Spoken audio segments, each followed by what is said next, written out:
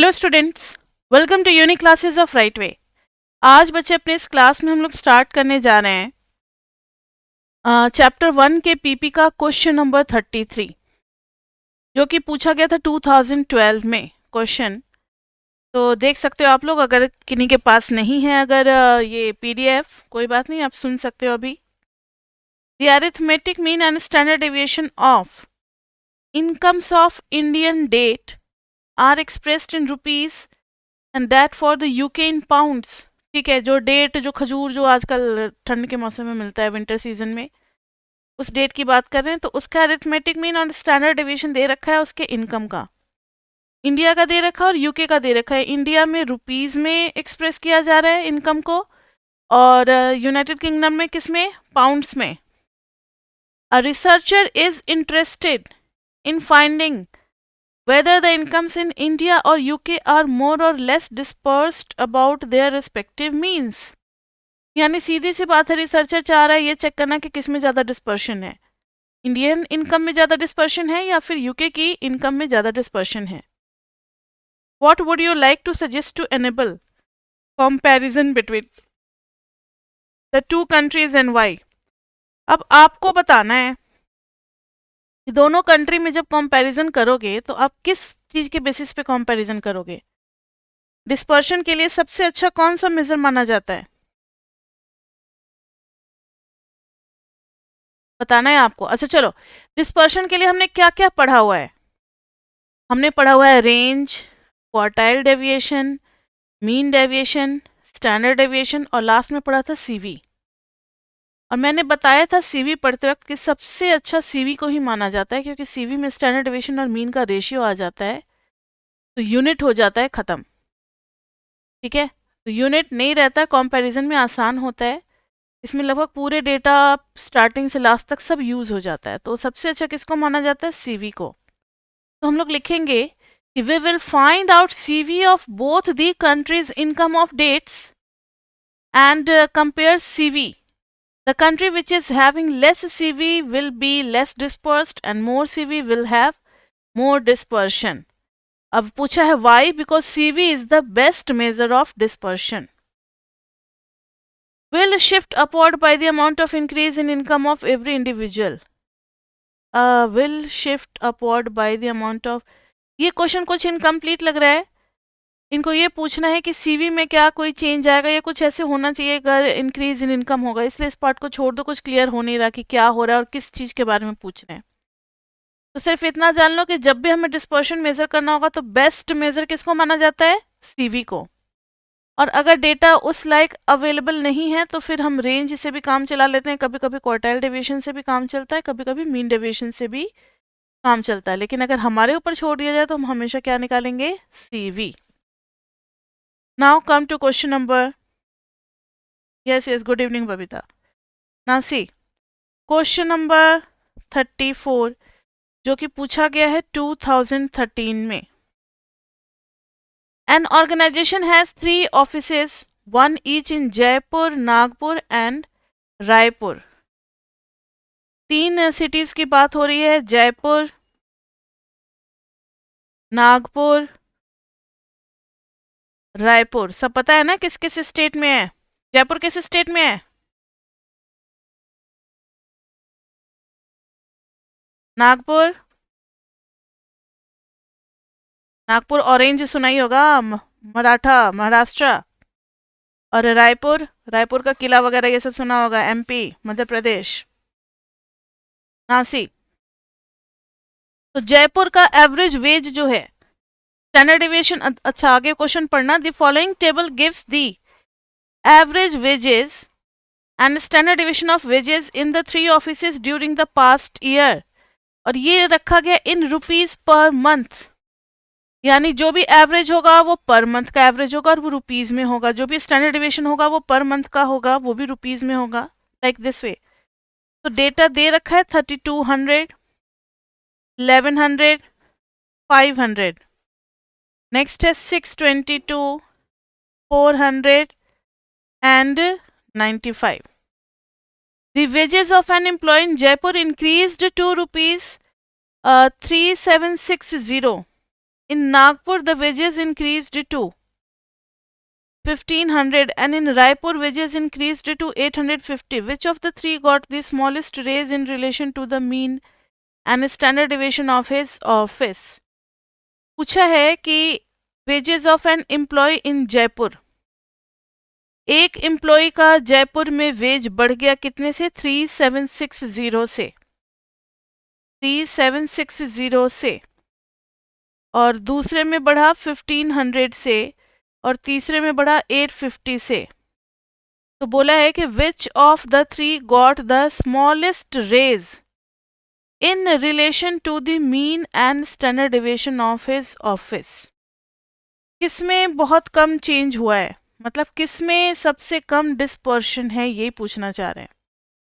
ठीक है, किसमें सबसे कम जो है smallest range in relation to the mean and standard deviation of his office. ठीक है, तो सबका हम लोग क्या निकालेंगे। देखो बच्चे, यहाँ पर क्या पूछना चाह रहे हैं ये लोग कि पहले जयपुर वाले का वर्क करते हैं, फिर नागपुर और रायपुर का करेंगे। जयपुर में एवरेज है 3200 और एक का सैलरी बढ़ा 3760। गैप कितना हो गया जल्दी बताना। 760 में से 200 गया तो 560 आ गया गैप। हाँ, अब ये जो 560 जो डेविएशन है, ये स्टैंडर्ड डेविएशन का कितना टाइम्स है, इसको डिवाइड करेंगे ना 622 से। 560 डिवाइडेड बाय 622 एक्सक्यूज मी। तो ये हम लोग देखेंगे कि ये स्टैंडर्ड डेविएशन का कितना टाइम्स है। इसको कन्वर्ट करेंगे 560 बाई 622, ये लगभग आ गया, मैंने डिवाइड कर दिया 0.9, यानी हम लिखेंगे so there is increase of 0.9 times of standard deviation first वाले में। ऐसे ही सेकंड वाले में काम करेंगे नागपुर के लिए, और फिर देखेंगे किसमें सबसे कम फ्रैक्शन आ रहा है। नागपुर वाले में 1100 है एवरेज, 1100 में अब बढ़ा है कितना 1500, तो गैप कहाँ कितना आ गया बताओ, गैप आ गया 400।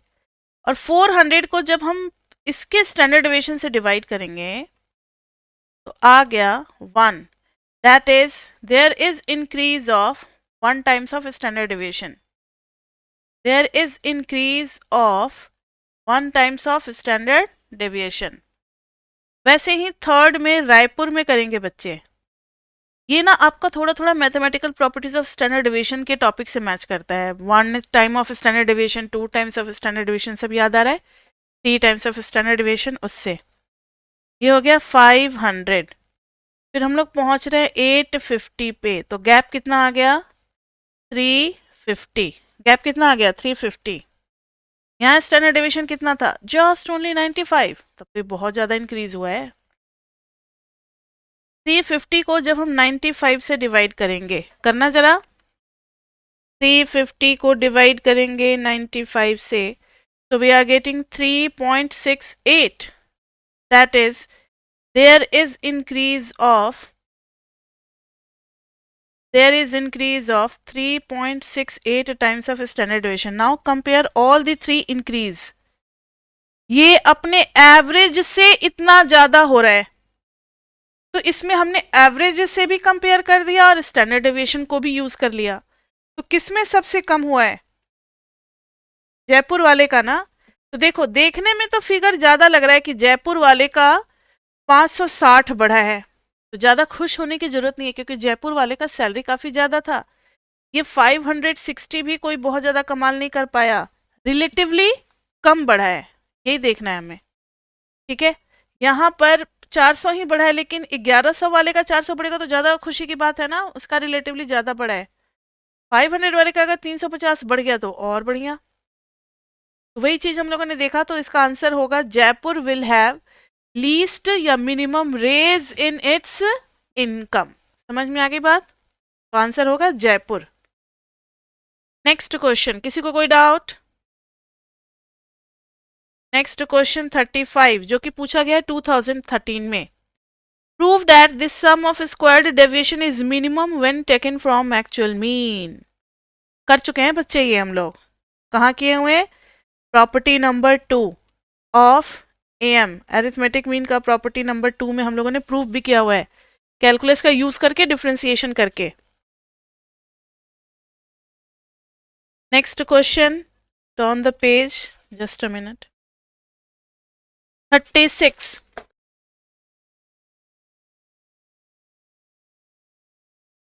(2013). For a distribution, the first four moment about the origin are this. Is the data consistent? बच्चे इस टाइप का क्वेश्चन हम लोग कर चुके हैं. ए है 0, μ1 डैश है कितना 1, μ2 डैश है कितना 4, μ3 डैश है कितना 46, μ4 डैश है कितना 130. Is the data consistent? Explain. क्या ये डेटा कंसिस्टेंट है? तो आपको पता है, मैंने लास्ट क्लास में 2-3 क्वेश्चन इसके ऊपर करा दिया था. आप μ1 निकालोगे जो कि 0, μ2 निकालोगे ये पॉजिटिव होना चाहिए, μ3 निकालोगे नेगेटिव पॉजिटिव चलेगा, लेकिन μ4 भी क्या होना चाहिए? पॉजिटिव होना चाहिए. हो सकता है इस दोनों में से कोई एक नेगेटिव आ जाए, तो फिर हम लिखेंगे डेटा इज इनकंसिस्टेंट, मतलब कंसिस्टेंट नहीं है. समझ में आ रही है बात, या करना पड़ेगा? जल्दी बताओ. लास्ट क्लास में करवाया हुआ है. 37, 2013. The following table show the earnings of student in their summer jobs. Earning दे रखा है 0 to 500, 500 to 1000, 1000 to 1500, फिर 1500 to 2000, लाइक दिस वे. और भी है 2000 to 2500, 2500 to 3000, फिर है 3000 to 3500. नंबर है यहाँ, यानी कि फ्रीक्वेंसी. यहाँ पे अर्निंग्स एक्स क्या है? अर्निंग्स. फ्रीक्वेंसी है 12, 19, 26, 21, 13, 7, 2. हमें निकालना है मीन. क्या निकालना है? फर्स्ट पार्ट में दिया हुआ है कैलकुलेट मीन, जो बहुत इजी होगा, नहीं करेंगे. मीन निकालना है और मोड निकालना है. आप लोग बच्चे कर सकते हो, काफ़ी ज़्यादा हम करवाए हुए हैं कॉन्टिन्यूअस के केसेस में निकालने का. Use result. अच्छा, use result to comment on the symmetry of the distribution. तो कौन सा रिजल्ट यूज करेंगे? तो मीन और मोड निकालने के बाद सिमेट्री हमें डिस्कस करना है कि सिमेट्री कैसा है, ये बताना है. अभी हम आपको हेल्प के लिए बता देते हैं कि सपोज करो हमारा मीन आया, मेरे पास आंसर है 1415, मोड आ गया 1291.67.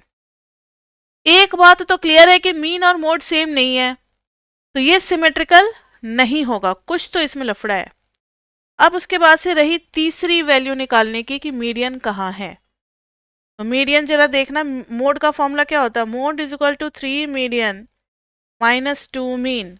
तो मोड है 1291.67 is equal to 3 median minus 2 mean. Mean कितना हो गया? 1415.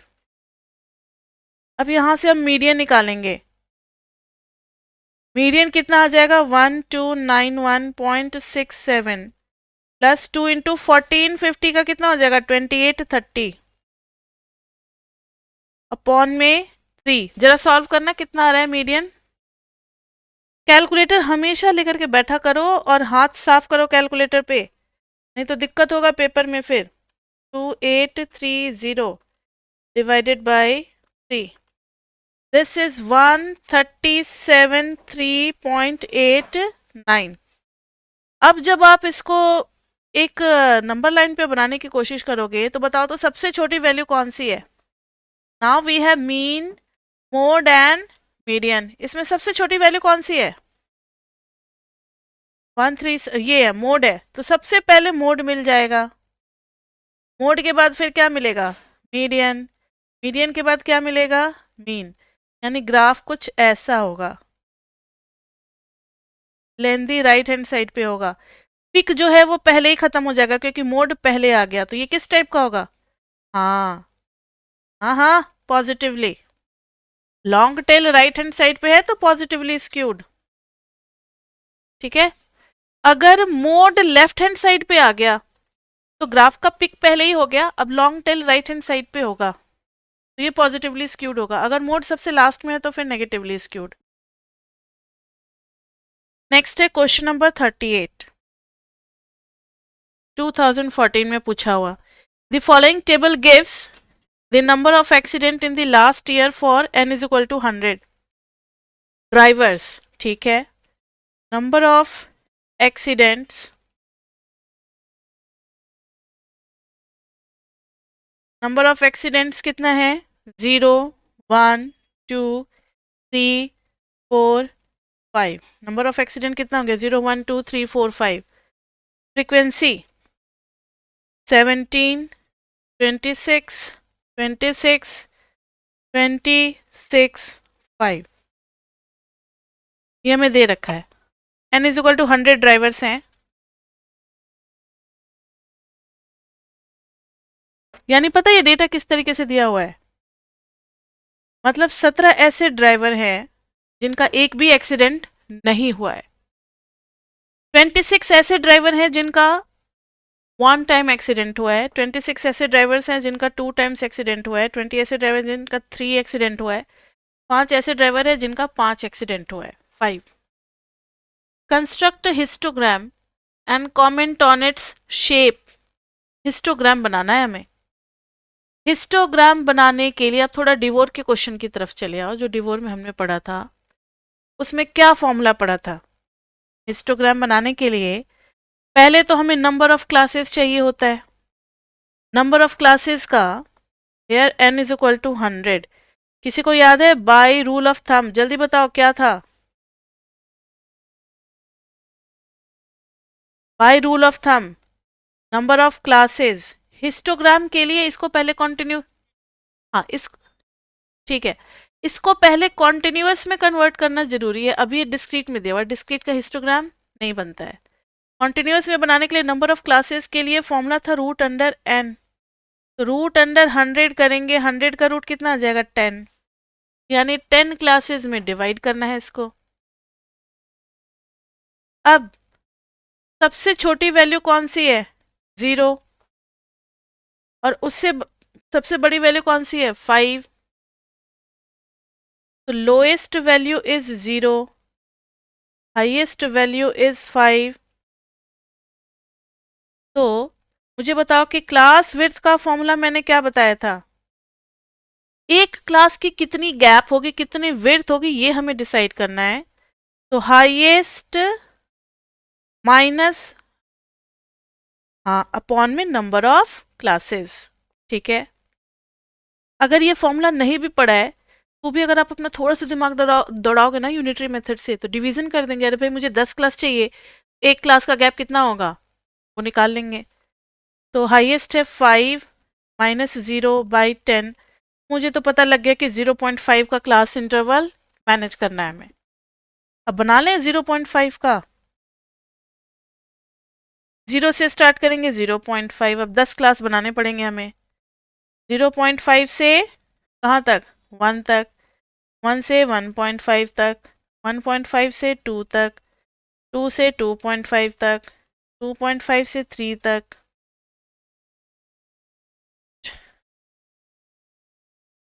फिर 3 से 3.5 तक, 3.5 से 4 तक, 4 से 4.5 तक। अब लास्ट क्लास में आ रहे हैं 4.5 से कहाँ तक? 5 तक। फ्रीक्वेंसी देखो तो जरा।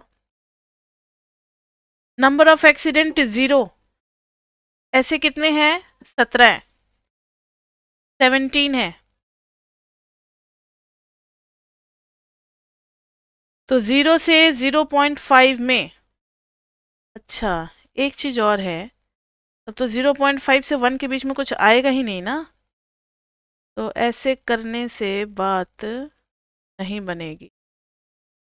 यहाँ पर वो चीज़ नहीं होगा, वो तब करते हैं जब इंडिविजुअल में डेटा होता है। ये तो ऑलरेडी डिस्क्रीट में है। ठीक है, तो बहुत सारी क्लासेस क्या हो जाएंगी, खाली हो जाएंगी और हिस्टोग्राम बनेगा ही नहीं। हिस्टोग्राम में तो बिल्कुल एडजेसेंट वाले टावर होने चाहिए ना। बात नहीं समझ में आ रही है आपको मेरी?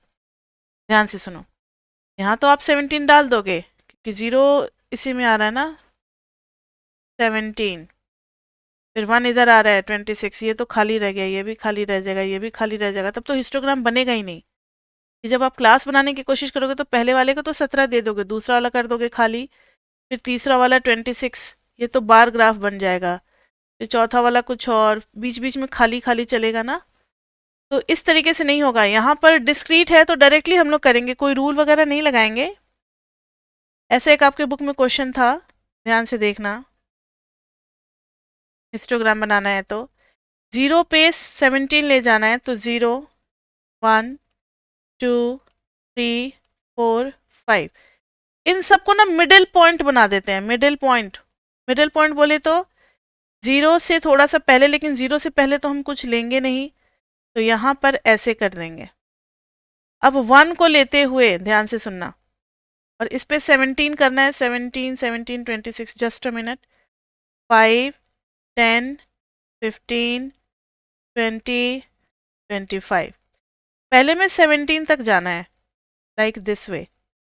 ये पहला वाला बन गया टावर हमारा, किसका, 0 पे। अब 1 पे बनाना है तो ध्यान से देखना, 1 के थोड़ा सा लेफ्ट और 1 के थोड़ा सा राइट में 26 तक जाएंगे।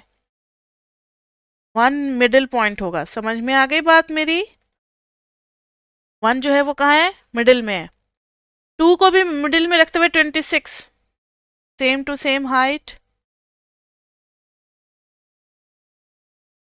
अब उसके बाद से 20, 3 के लिए 20,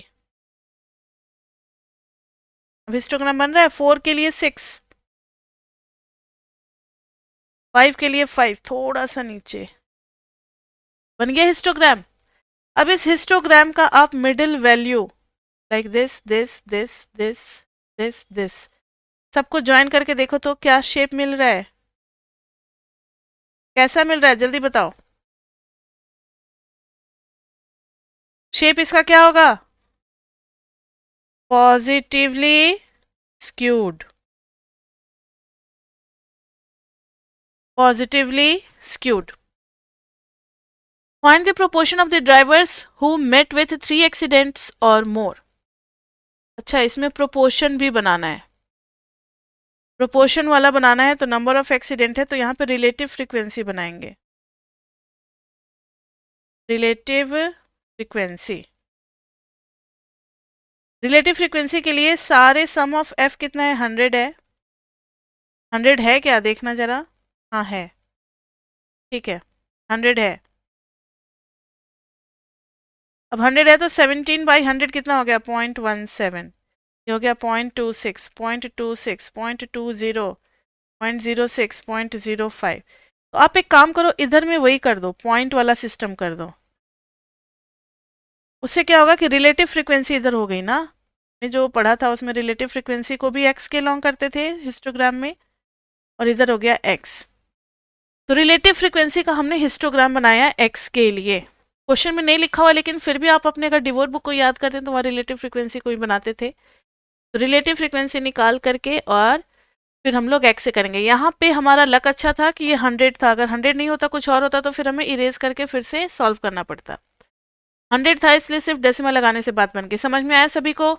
जब भी इस टाइप का क्वेश्चन आएगा तो हिस्टोग्राम में रिलेटिव फ्रीक्वेंसी आपको पहले निकालना है, फिर इसको ड्रॉ करना है। अगर इंडिविजुअल होता तब तो ये वाला रूल लगाते हम लोग, ये सब करते, और उसमें डेटा मिल ही जाता, हमें हर क्लास में कोई ना कोई कुछ ना कुछ वैल्यू मिल जाता है। इस टाइप का भी क्वेश्चन किया हुआ है हमने। लेकिन अब भी ये डिस्क्रीट है, डिस्क्रीट के लिए यही है कि आप हाफ आगे और हाफ पीछे लेते हुए आप अपने क्लास को एडजस्ट करो, हाफ आगे हाफ पीछे, हाफ आगे हाफ पीछे, लाइक दिस वे। समझ में आ गई बात सभी को? अब इन्होंने सेकंड पार्ट में पूछा है, find the proportion of drivers who have met 3 और मोर एक्सीडेंट्स। तो 3 4 5 एक्सीडेंट्स में इन तीनों का सम कर देंगे। प्रोपोर्शन ऑफ ड्राइवर्स जो 3 या 3 से ज़्यादा एक्सीडेंट किए उनका प्रोपोर्शन कितना हो जाएगा, 0.20 प्लस 0.06 प्लस 0.05, 6 5 11, तो 0.31। यानी 31% ड्राइवर ऐसे हैं जो 3 या 3 से ज़्यादा एक्सीडेंट करते हैं। क्लियर बच्चे? नेक्स्ट, अब सारे डिवोर के ही क्वेश्चंस चलेंगे। क्यों? क्योंकि अब हमारा पैटर्न थोड़ा सा बदल चुका है। देखो ना, ईयर किस ईयर में एंटर कर चुके हैं, 2014 में। अगर आपके पास ये होगा तो हो सकता है उसमें लिखा होगा नॉट इन सिलेबस। अगर आपके पास पीडीएफ होगा तो आप उसको इग्नोर कर देना, क्योंकि अब ये सिलेबस में आ चुका है। पहले बीच में बॉक्स प्लॉट चला गया था, लेकिन अब फिर से आ गया है। A university boat race crew consist of 9 rowers. Below are weights in kg of one crew: 93, 88, 87, 85, 79, 51, 98, 88, 78. Draw the box plot. Draw the box plot and detect outliers. Outliers के लिए फॉर्मूला भी होता है, लेकिन अभी हम लोग ग्राफ से ही डिटेक्ट करेंगे, बॉक्स प्लॉट से। मुझे बताओ, डेटा आपका मोर और लेस किसके आसपास है? 88, 78, 85, 87, 88 सब 80s में ही है। तो आप कौन सी वैल्यू के आसपास ज़्यादा हो? 80 या 85 ले सकते हो आप। मेरी बात समझो जरा, समझ में आ रही है बात सभी को? अगर मैंने स्केलिंग, तो आपको खैर वैसे ही लेना है, मतलब मैंने इस तरीके से ले लिया। सबसे छोटी वैल्यू कौन सी है? 51 है। मैंने ले लिया 50, 50 के बाद ले लिया 60, 60 के बाद ले लिया 70, 70 के बाद ले लिया 80, 80 के बाद ले लिया 90, 90 के बाद ले लिया 100। अब देखो सभी पॉइंट्स को, 93 है तो लगभग लगभग यहाँ होगा, 88 है 90 के क्लोज होगा, 87 है उससे लेफ्ट में, 85 है उससे लेफ्ट में, 79 है उससे लेफ्ट में, दिख रहा है ना सब डॉट। 51 है यहाँ, 98 है यहाँ, 88 है, 88 एक बार और आ गया तो ऊपर कर देंगे, ये आपको पता है ना, ऊपर कर देंगे। वहां तक बढ़ चुके। अब एक बस 78 है, 78 रिपीट नहीं हो रहा है ना, 78। अब इस बॉक्स प्लॉट को देख करके आप बता सकते हो कि आउटलायर कौन सा डेटा है हमारा आउटलायर?